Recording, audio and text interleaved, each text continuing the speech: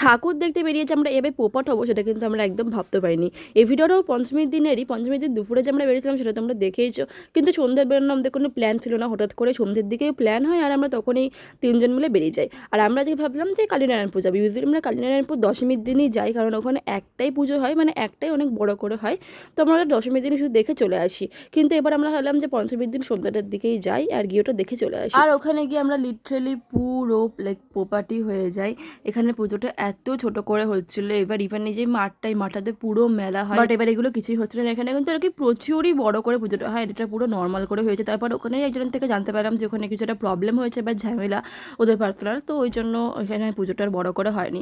আর বেরিয়েছে যেহেতু বেরোনো রাতে নষ্ট না হয়ে যায় পুরোপুরি, তাই জন্য ভাবলাম যে রাতে ডিনারটা তাহলে বাইরে করি, তারপর বাড়িতে যাই, কারণ ঠাকুর দেখাতে আর হলো না।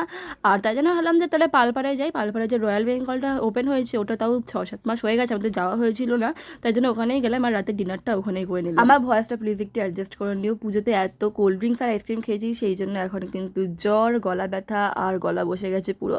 এইভাবে আমাকে ভয়েস ওভার দিতে হচ্ছে, নাহলে ভিডিওগুলো আপলোড করতে অনেক লেট হয়ে যাবে। এমনিতে আমি প্রচুর ইরেগুলার আর খুবই লেট ভিডিও দিই। So that's it for today, hope you like this one. আর দেখা হচ্ছে নেক্সট ভিডিওতে। আর কমেন্ট করে তোমরা জানিয়েছো তোমাদের পুজো কেমন কাটলো।